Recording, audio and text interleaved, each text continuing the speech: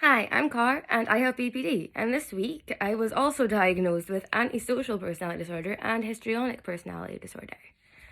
And that's quite a strange combination, especially histrionic, because less than 2% of the world's population gets diagnosed with this.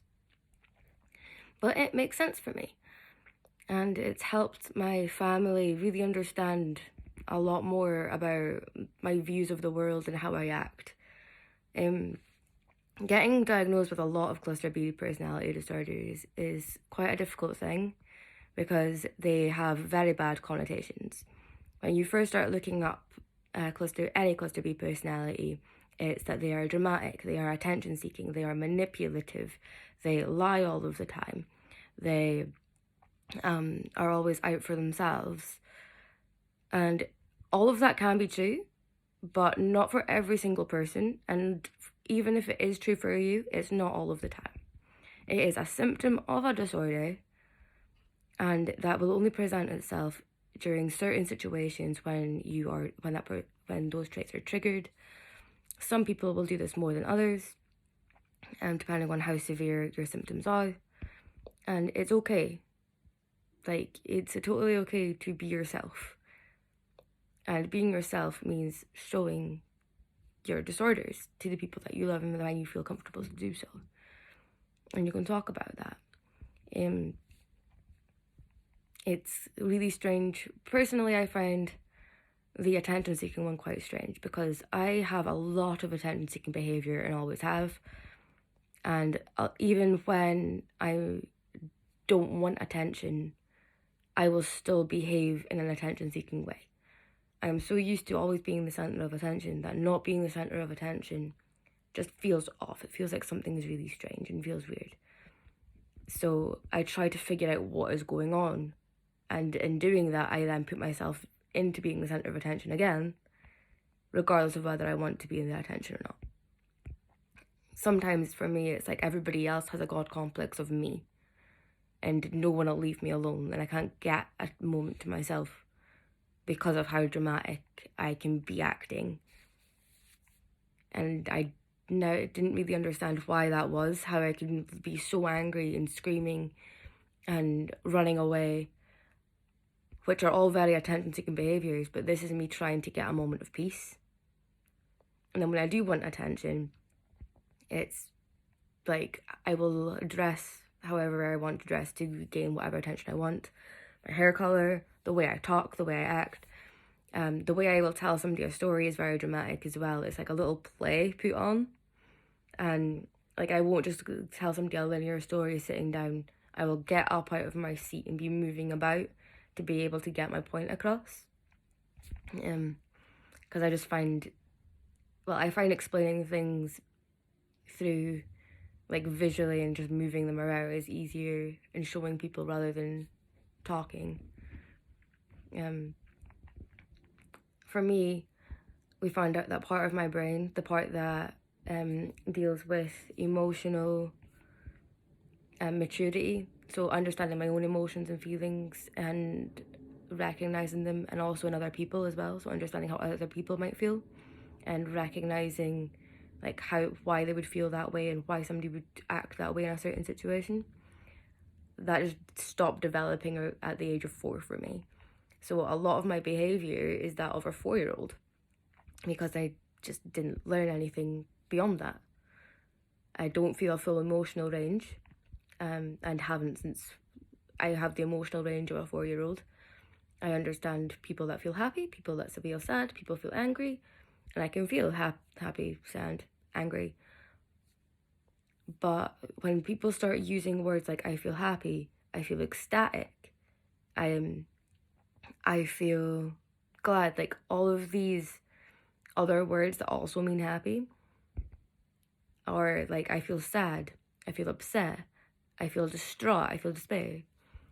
Everybody else seems to be able to feel all of these different things in different levels. For me, they are all just a thesaurus of the same word. It's like I feel one thing, and if you really want, I can go and get a thesaurus and I can say all of these other words to you, but I do not understand the meaning and I have never felt them. I don't feel anxiety. And for years I thought, the doctors thought that I had an anxiety disorder. And this is quite often for cluster Bs. And some people do have anxiety and depression. But for cluster Bs, anxiety and depression are only a small symptom of everything that we're dealing with.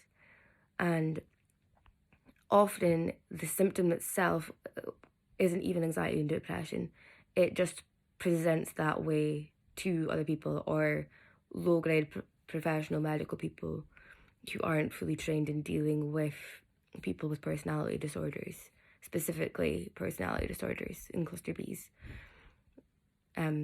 You can't just go to like your first therapist and they'll figure it out. You have to go to a few therapists, and eventually when you find one that specializes in personality disorders, then you'll start to understand more about why they can get missed so often and they don't get diagnosed until very late on. Especially since a lot of people put it down to teenage hormones, or they're a child, they'll grow out of it. So you're just left, and your personality solidifies through all of those years. And if they're consistently going, you'll just grow out of it. Oh, it's just your hormones, you'll be fine. Oh, you've maybe got a touch of depression, we'll try you on this medication. But the time they find out you have a personality disorder, your personality is completely solidified and there is not much that they can do to change that. These things need intervened like early to change someone's personality. You need to get there like as a very young child. And but the way we present, they're just not going to pick up on it. And there's no screening for it, there's no test for it other than speaking to a professional that's trained. And you would expect a child to act dramatic, to be attention seeking, to start punching walls when they're angry. Whatever the display of emotion is, you expect it from a child. And it's not until they get into adulthood and they're still acting like that and they still don't understand why this is wrong and why is it okay for some people to do it and not others. And it just doesn't make sense. And everybody's just like, oh, they're just a horrible person, they're a bad person, they're just doing this because they have like no self-control, or they're just wanting attention, they're being a brat, when actually they just have no regulation of their emotion, and they won't be able to do that. It's really strange. But that's my experience anyway. And I just thought it'd be really good to put the experience of a patient out, because I see on YouTube and on Google there's a lot of things out there from doctors, specifically doctors that are trained in personality disorders, and they'll tell you all of the symptoms and how these people may present and what it looks like from an outside perspective. But I've not seen very much from people that are actually living with the disorders and seeing what it's like to be diagnosed with them. And there's also not very much for seeing what it looks like from the inside. Like how, for example, the thing that I said previously, where to everybody else it looks like I'm just being an attention-seeking brat with my behaviour. But to me, it feels like everybody else has a god complex of me because they won't stop staring at me. When all I want to do is take out my emotions and let go. I might want to scream at the top of my voice. I might want to throw things about. I might be so happy and excited that I'm jumping up and down and clapping my hands. But that's just... And when a child does it, nobody bats an eyelid. But as you grow up, people look at you. And they pay more attention to you. And I don't know why they find us so entertaining.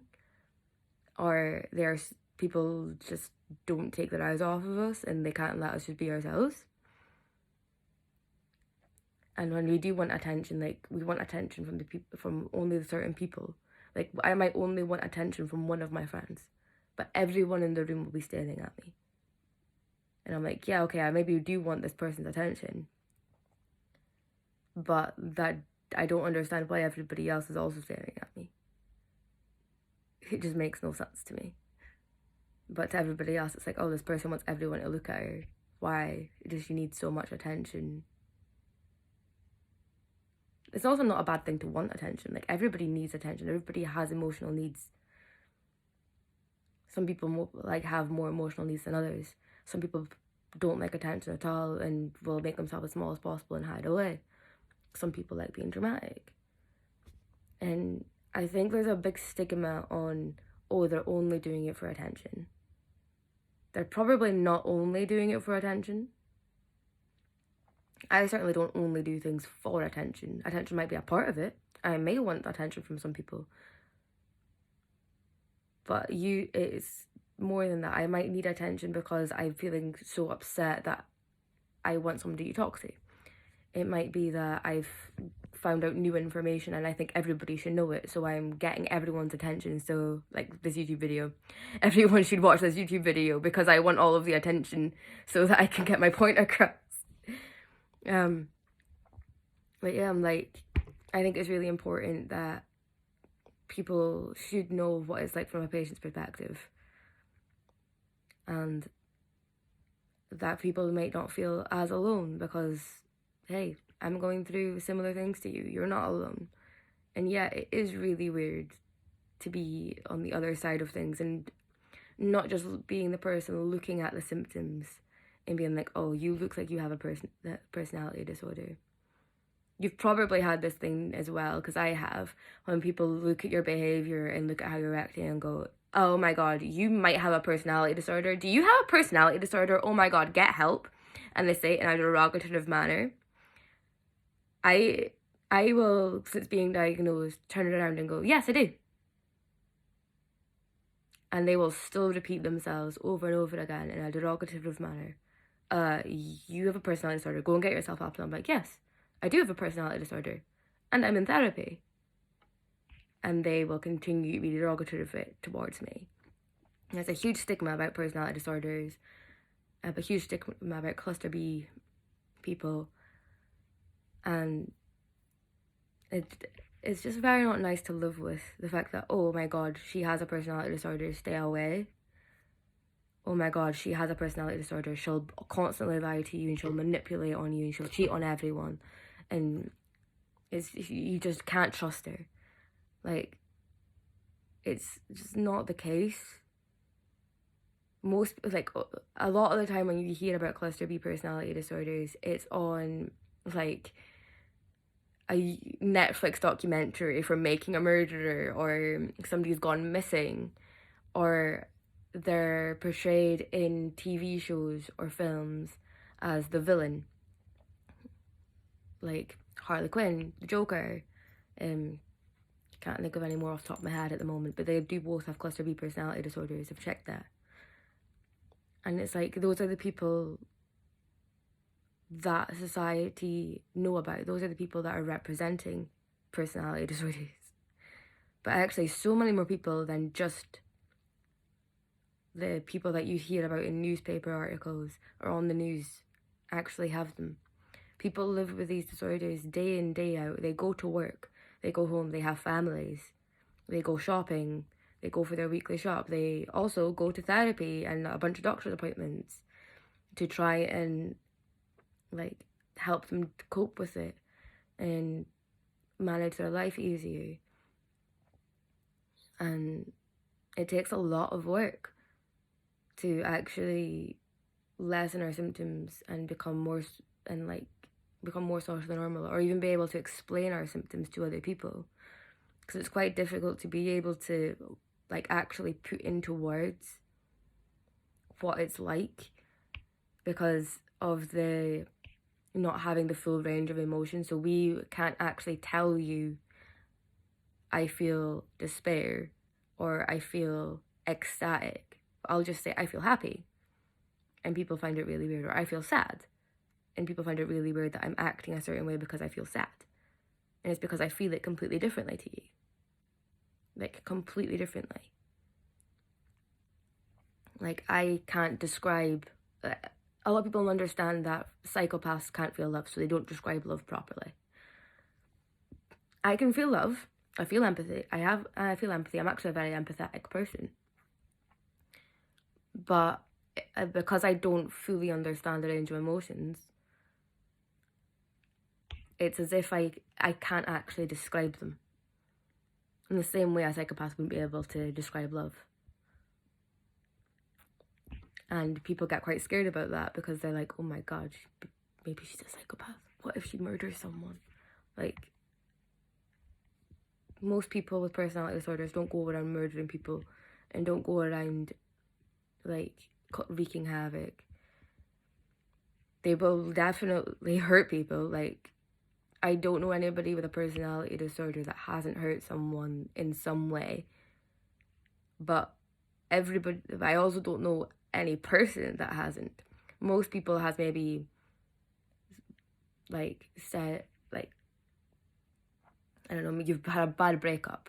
You've got a sibling and then you used to fight with them. You've told your parents that you hate them because you were in the middle of an argument. Everyone has caused some sort of devastation on others, and there's been a butterfly effect.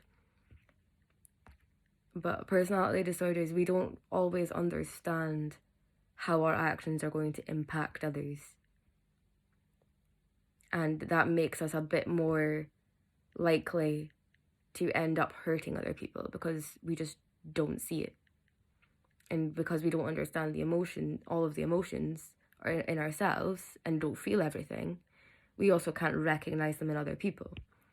So if we do something that's going to trigger an emotion in somebody else that we don't feel, we are not going to see a problem with it because to us, that doesn't exist. And figuring that out recently has, like, changed a lot of my perspective. And I've been trying to watch my behaviours a lot more, actually, because I'm recognizing how other people can be hurt, even though I don't understand why they're maybe hurting by something. And the amount of times I've sat down with people and I've asked them to explain it to me, I'm like, well, why? Like, why does this behaviour that I'm doing, like, why do you have a problem with the behaviour that I'm presenting just now? And they'll tell me how they feel about it. And I'm like, but why does it make you feel that way? And they'll try to explain it to me. And I will keep asking why. And to them, it comes across as rude and it comes across as dismissive because I'm consistently asking why, and not understanding and not just being like, oh, I see. But I genuinely don't understand why. I'm asking why because I want to know why. I'm not just going, oh, but why do you feel that way? Oh, what does this feeling mean? Oh, you know what that feeling means. Oh, let me Google it. But don't you feel that? Like, if somebody did this to you, would you not feel this way? Well, no, because I don't have that emotion. Like, if someone behaved this way towards you, like, how would you feel? And I'm like, I would feel completely indifferent towards it because I don't have the same emotions as you. Treat people how you want to be treated. Okay, that works really well when you have two people with the same emotional range. When you have two people without the same emotional range, how I want to be treated is completely different to how you want to be treated. So we won't be treating each other like in an okay manner. Like, a lot of people think that, like, I don't understand lying because everybody seems to lie. Everybody lies to kids about Santa. Everybody says, like, oh, I can't say that. I need to try and be careful with what I say on YouTube because I also don't want everybody to hate me because I've thought of something and I have no filter, so I'm being very careful. But like, if people will lie and say, oh no, that looks great on you, and it maybe doesn't, or oh, the hair doesn't look that bad when it maybe does. And I'm like, but that's hurting me because you're lying to me and you're deceiving me. Like, I'd rather know the truth. But other people are like, oh, but you don't want that because would that not make you feel ugly? Would that not make you, like, feel horrible? Would it not feel horrible like other people thinking that of you? And I'm like, no. Like, if I'm asking you a question, it's because I want to know the answer, not because I want you to lie to me about it. It makes no sense. Like, with me, everything just needs to be very straightforward, in the sense that if I ask you a question, you give me a straight answer, and I don't have to. And if I don't understand something, I can ask you to clarify. And I don't have to like pussyfoot around everything and be like, oh, but what about? Oh no, we don't ask things like that. Oh no, we can't say that. But why? I don't, because it's not socially acceptable. Oh no, that embarrasses people. But I don't feel embarrassment, so how do I know if that's embarrassing? I get that one a lot with my family when, like, I will make random noises, like, boop, or meow. Especially when I am, like, lacking attention and I just want a bit of attention, I will just make a random noise anywhere.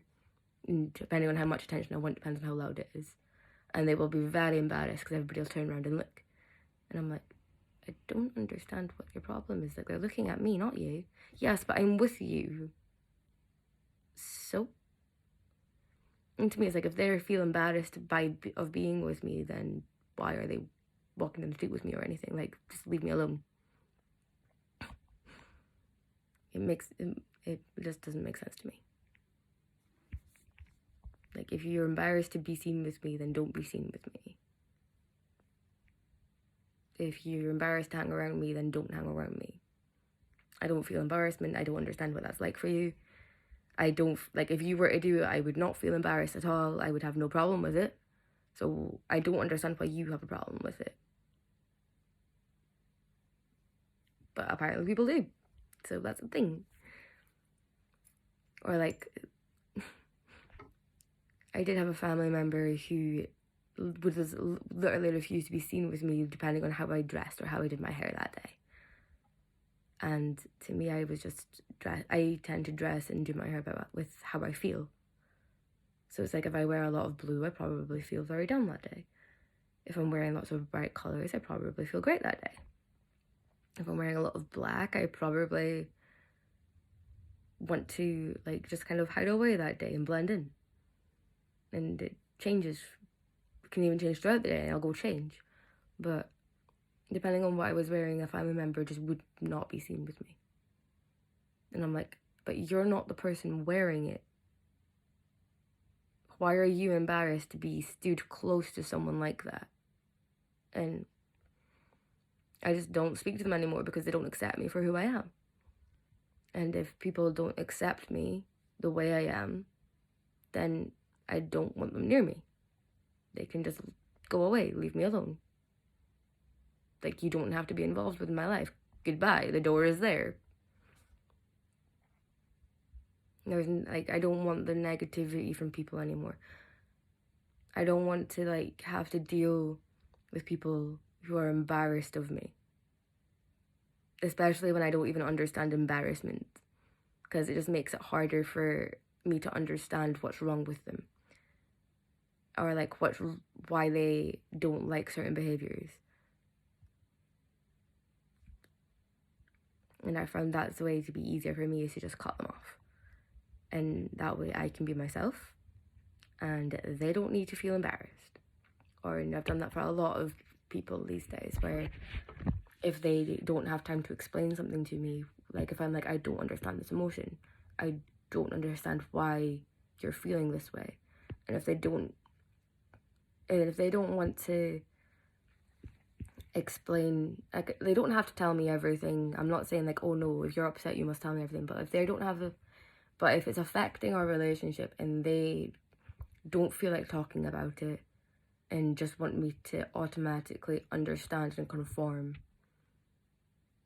and I can't do that, I don't understand what they're going through, I don't even have a baseline to be like, oh, I can kind of guess why they might feel this way, because I just don't have that feelings. I don't have that thought pattern that they do. So if they're not going to communicate with me, then I don't want anything to do with them anymore. And that's what's worked for me. You might deal with it differently, you might persevere more. But for me, what's worked is just cutting people off. So that I only have people that actually have time for me and actually actually make time so we can understand each other. And it's been so much easier. Like, just knowing that the people in my life aren't embarrassed of me. Like, the people in my life, like, will just allow me to feel the emotions that I do feel intensely, and understand that because I don't feel a full range of emotions, that I might not understand what they're going through, and they might have to explain it. And they'll often have to explain things like I am a 4-year-old, because that is where that part of the brain is. Like, part of my brain literally stopped developing at 4. So, of course, certain things are going to have to be explained to me like a child. Because it's the only way I'd understand it. And, like, that's what's worked for me. But yeah, being diagnosed with a bunch of cluster B personality disorders has been a huge journey. And I've lost a lot of people on the way. But I'm better off for it, because those people were never going to accept me for who I am. We're never going to try to understand why I am the way I am. And don't have the time of day for me. So why should I give it to them? And I think that stemmed a lot from wanting, like, there were a lot of people that I'd had in my life since childhood, so I still wanted attention from them. I still wanted them in my life. I didn't want to lose them as a person. I didn't want to lose the relationship that we had. But the relationships were straining, and they were taking a lot of energy out of me, and they were causing a lot of hurt for me, which obviously causes a lot of hurt for everybody else, because the way cluster Bs deal with being hurt is very wreckful. It's a train wreck. So it has helped just to cut them out and not deal with them. And if you are losing people as well, and you're wanting more attention and you don't understand why everybody's leaving, or you're starting to leave people because you're recognizing that it's just not a healthy relationship anymore, just know that you're doing what's best for you. And as long as you have your own attention, then you don't always need everybody else's. But on the flip side of that, apparently we're not allowed to do that. Actually, no, we are allowed to be by ourselves, but not having people to go to and not having people that you can rely on and trust has its own impacts on your life. So just be wary of that and try and figure out who you can trust and who is really there for you. And you only really need attention from them.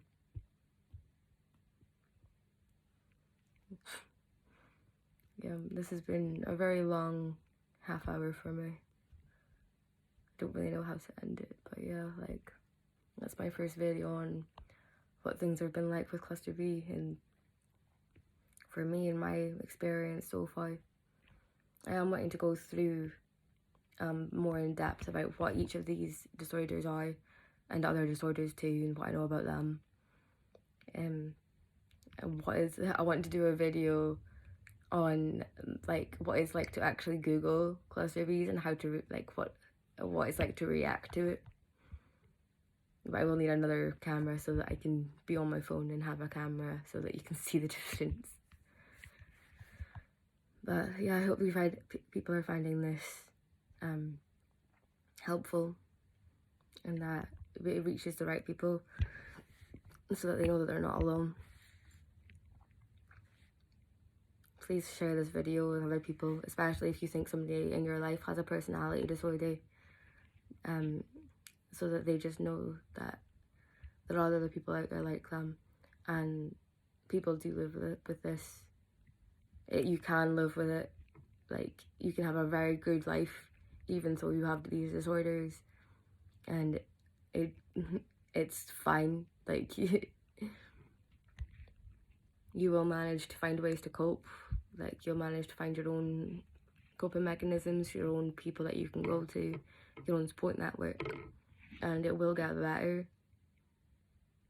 And stay safe out there. Love you guys, but I'm gonna go now. Bye.